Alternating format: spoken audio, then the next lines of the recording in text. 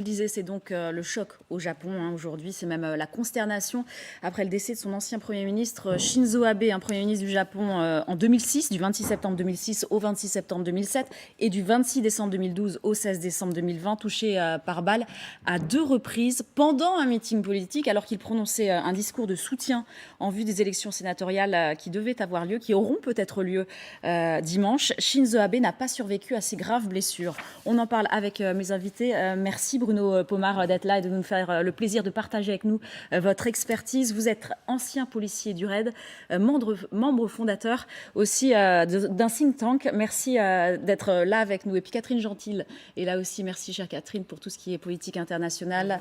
Merci, bonjour. Xavier de Giacomoni, vous êtes grand reporter à LCI et vous nous direz aussi tout ce que vous pensez justement sur cette façon d'appréhender les choses et cette façon de parler sécurité. Parce que c'est vrai que ça nous a tous surpris. Constantin Simon, vous êtes avec nous. Vous êtes le correspondant d'LCI au Japon.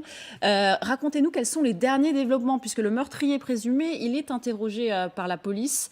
C'est vrai que tout ça nous apparaît à nous comme une extrême facilité, en fait, même si le terme n'est pas vraiment très adapté dans ce genre de situation.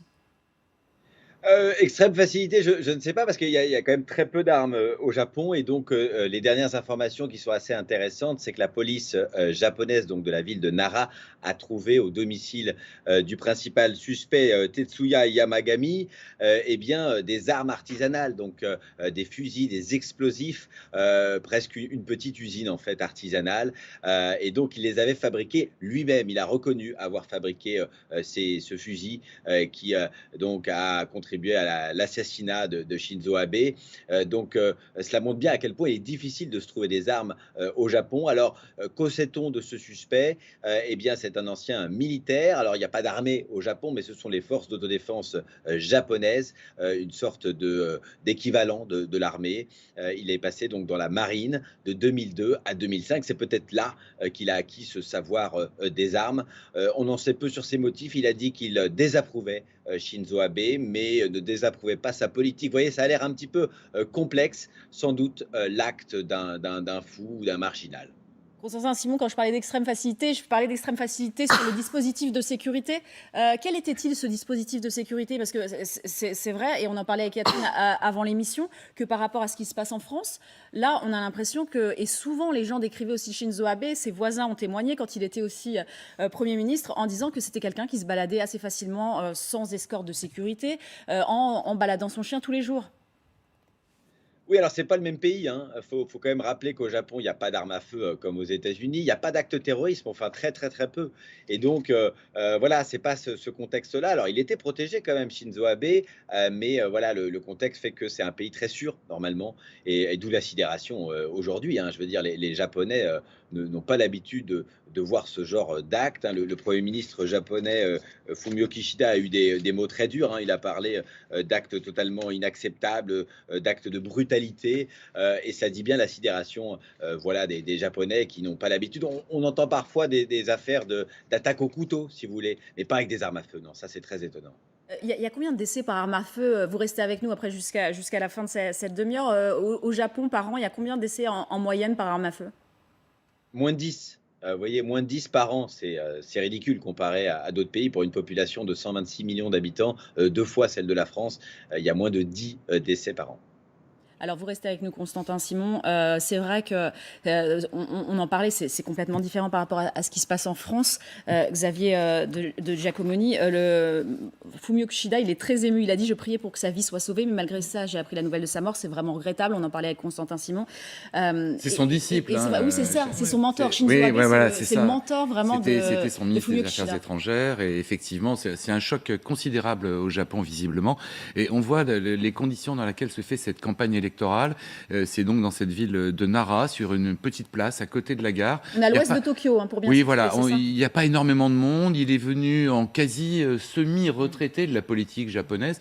C'est une icône là-bas. Depuis qu'il a quitté le pouvoir pour des problèmes de santé d'ailleurs. Alors il y a eu des scandales, il y a aussi eu une gestion de la pandémie de Covid qui a été très mal prise par les Japonais. Sa cote de popularité était en berne, mais c'est pas pour ça qu'il a quitté le pouvoir. Il a quitté le pouvoir parce que réellement il était malade. malade. Et il continuait à se mettre au service de son parti et à se mettre au service du sénateur de cette ville de Nara pour sa réélection dimanche prochain. Les élections ont lieu dimanche prochain. On verra si elles sont maintenues. A priori, elles devraient l'être parce qu'il n'y a pas de raison de céder à des actes, des attaques comme ça, qu'elles soient terroristes ou pas. Mais c'est vraiment cette proximité avec la foule, avec les Japonais, avec les électeurs, qui est très étonnante.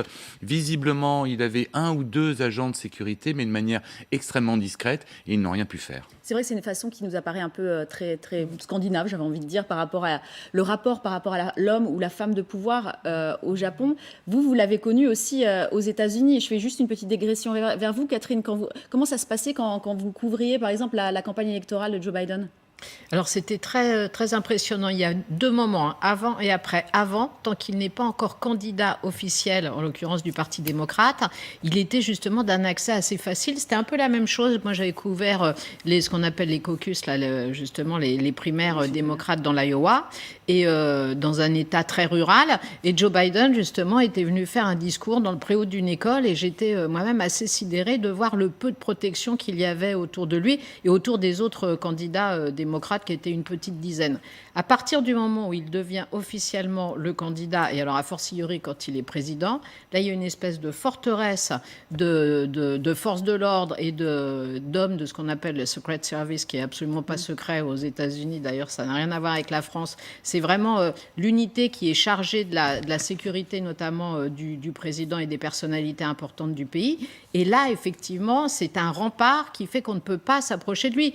Mais rien n'est infaillible, puisqu'on se souvient que Ronald Reagan, en 1980, avait été victime d'un attentat où il avait failli mourir. Et puis, bien évidemment, John Kennedy en 1963, qui était l'exemple le plus symbolique. Mais en même temps, c'était il y a très longtemps, depuis vous nous en parlerez sûrement mieux que moi, depuis, effectivement, les services de sécurité autour des personnalités se sont énormément renforcés par rapport aux années 60. Mais tout ça pour dire que même, effectivement, avec des services de sécurité extrêmement développés, il n'y a pas de risque zéro quand on est un homme politique en vue. Et il y a l'idée qu'on n'attende pas au jour d'une personnalité politique, au Japon notamment. Comment ça se passe en France, Bruno Pomar, vous êtes là pour nous en parler. Il y a le fameux SDLP qui s'occupe du traitement particulier des personnalités, qui a été réformé. Combien sont-ils et quelles sont leurs formations ? Alors, ils sont un nombre considérable. D'abord, ils ont beaucoup de missions, puisqu'on a ouvert la sécurité à de nombreuses personnalités, des journalistes d'ailleurs, qui sont également protégés. Donc, ça donne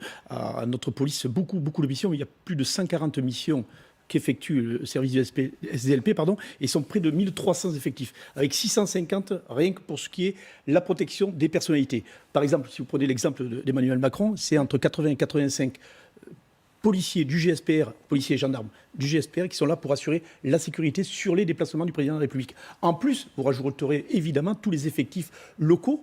Je pense aux compagnies de CRS, je pense aux snipers du RAID ou du GIGN qui viennent sur les déplacements. Bref, ça fait un effectif considérable dans des situations qui sont quand même officielles, il faut le dire. Et effectivement, ce qu'on a vu avec ce Premier ministre japonais, c'est pas dans le tempérament. Oui, je voulais avoir votre lecture de ce qui s'était passé aussi au Japon. Oui. Ouais. C'est pas dans le tempérament des Japonais, effectivement, d'avoir des services de sécurité très, très forts. Et on l'a vu là, puisque même Abe avait une sécurité très légère, il faut savoir. C'est un tort. Moi, je vous le dis ça en tant que spécialiste, parce que j'ai pu le faire pendant quelques années. Les personnalités n'aiment pas avoir trop de monde autour d'eux, parce que c'est lourd. Mais en même temps, ce sont des gens qui sont très exposés. On est dans des sociétés qui sont de plus en plus violentes, ça ne vous a pas échappé. Terrorisme. Et où il y a de plus en plus de contacts aussi. Et de plus en plus de contacts. Alors, ce qui fait peur aux services de sécurité en particulier, ce sont effectivement les grands rassemblements populaires, aller au contact, comme on l'a vu pendant les campagnes et autres. Ça, je peux vous assurer que pour les services de sécurité, c'est un vrai problème, parce que, comme le disait Madame à l'instant, rien n'est impossible. Oui, on se souvient d'ailleurs d'Emmanuel Macron lors d'un déplacement en juin 2021 dans la Drôme, où il a pris une gifle. Voilà. Et c'est vrai qu'on avait interrogé les services de sécurité qui pensaient pas qu'Emmanuel Macron allait... Ça n'était pas prévu qu'il aille vers la foule. Il a cassé le code. Normalement, il demande à son service...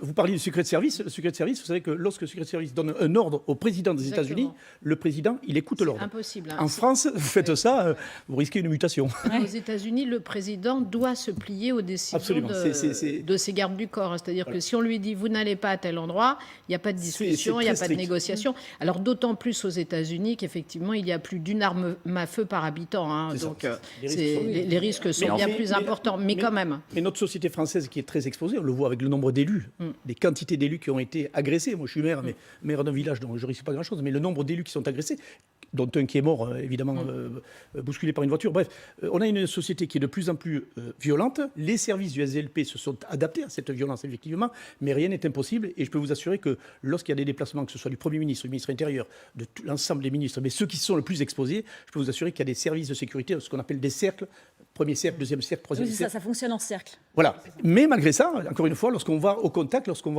des gens, eh ben, évidemment, rien n'est impossible. Même sans ça, on se rappelle de la tentative d'attentat contre Jacques Chirac le jour Tout à fait. du 14 Ouais, juillet. c'était Il quasiment il y était a 20 assez ans, loin, il avait une ouais, arme Maxime de petit Brunery. calibre, Ouais. Maxime Brunery, un militant d'extrême droite, avec une arme de plus gros Tout à fait. calibre, ça aurait pu être. Et là, les une services catastrophe. sont importants aussi, parce que la sécurité, c'est pas ce qu'on voit, le bodyguard à côté du ministre. Ça, Non, c'est bien. les gens qui peuvent être dans la foule C'est et qui surtout ceux qui repèrent. ce qui travaillent en peut se amont. passer, Voilà, oui. il faut travailler en amont, des jours et des semaines en amont, avec les services de renseignement, avec tous les effectifs qui existent, qui permettent de déceler une situation qui pourrait être dangereuse pour la personnalité qui vient. Et Maxime Brunery, quand on lit ce qu'il écrit et quand on lit sa façon d'appréhender les choses, il disait « Je me suis levé un matin, j'avais rien personnellement contre Jacques Chirac. Ouais, Ça m'est venu déséquilibré. comme ça, une impulsivité. » Constantin Simon, on sait aussi, on connaît les motivations justement de ce soldat d'une quarantaine d'années. Est-ce que lui aussi, il a agi comme ça, sans avoir aucun grief contre le Premier ministre Shinzo Abe ?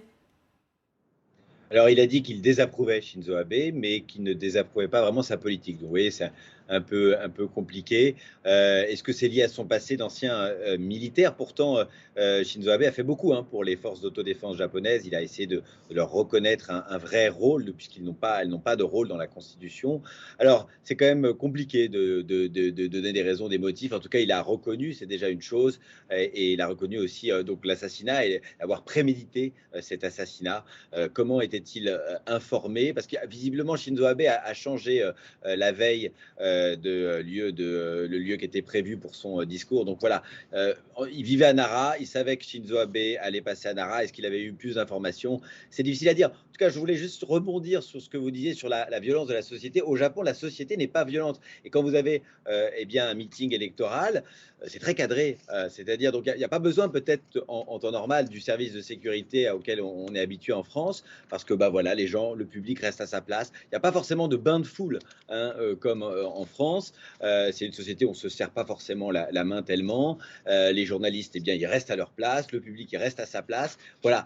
Et donc, quand il y a visiblement un fou comme aujourd'hui, je pense que le service était complètement déstabilisé et pas préparé. Ça, c'est certain.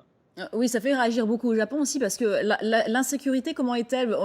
Il y a des journalistes qui sont au Japon comme vous qui nous disent je peux me balader dans la rue, si je perds mon portefeuille, mon portefeuille va être retrouvé avec tout l'argent dedans en fait. Ça m'est arrivé, et c'est exactement ça. On retrouve son portefeuille avec l'argent dedans. Donc c'est sidérant. C'est pas du tout le même contexte, si vous voulez, de violence dans la rue. C'est un pays très calme, il n'y a pas de bruit, les gens sont pas agressifs, personne parle trop haut. Alors quand il y a un meeting, on a droit de parler, on a demandé les autorisations, on a un micro. Shinzo Abe pouvait parler en pleine rue, mais l'ambiance devait être assez calme, assez contrôlée. Et puis tout d'un coup, c'est 2 tirs dans le dos. Là, c'est la surprise générale et voilà, on sait comment ça a terminé. Hélas, les médecins ont essayé pendant 5 heures, plus de 5 heures, de sauver l'ancien Premier ministre, mais ce n'était pas possible. Cet après-midi, vers 17h03, donc en fin d'après-midi, Shinzo Abe est décédé.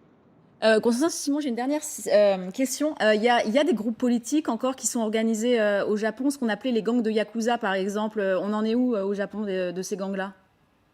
Je connais bien les Yakuza parce que j'ai longtemps enquêté dessus. Alors, ils ont connu un déclin énorme. C'est-à-dire que dans les années après la guerre, si vous voulez, à cette époque, après la guerre, le Japon était un pays abîmé, détruit. Il fallait se reconstruire. Et en fait, les Yakuza sont devenus très, très forts. Ils jouaient presque le rôle d'une deuxième police, d'une milice, si vous voulez. Ils étaient très riches. Mais à partir des années 90, on va dire, ça a été un lent déclin des Yakuza. Et aujourd'hui, ils ne sont plus du tout puissants comme avant.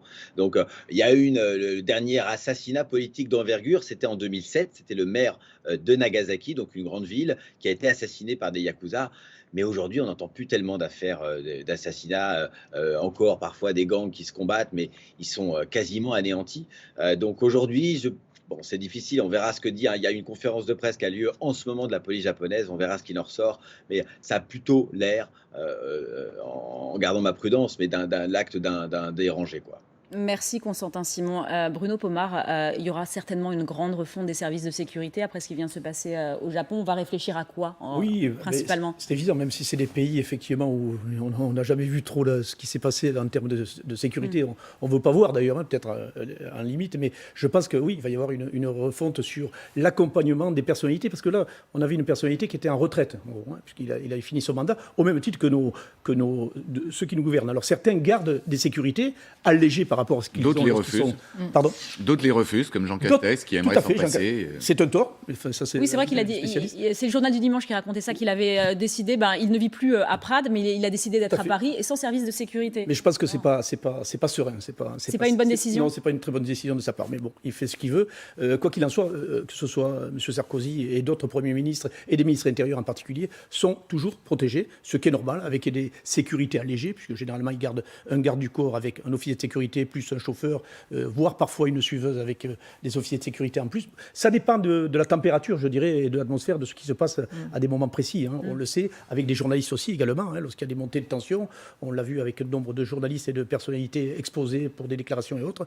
Mais automatiquement, on met de la sécurité, mais qui reste quand même quelque chose d'aléatoire. Parce qu'encore une fois, hein, si on veut attenter à la vie de quelqu'un, je dirais que c'est pas compliqué. Ça, c'est un peu facile de le dire, mais on regarde ses habitudes et puis on peut trouver des solutions. Donc il faut être très très vigilant et je pense que les hommes politiques, surtout en France, doivent faire attention à ce type de choses, c'est-à-dire être assurés d'avoir des équipes de sécurité avec eux pour éviter le pire. Merci.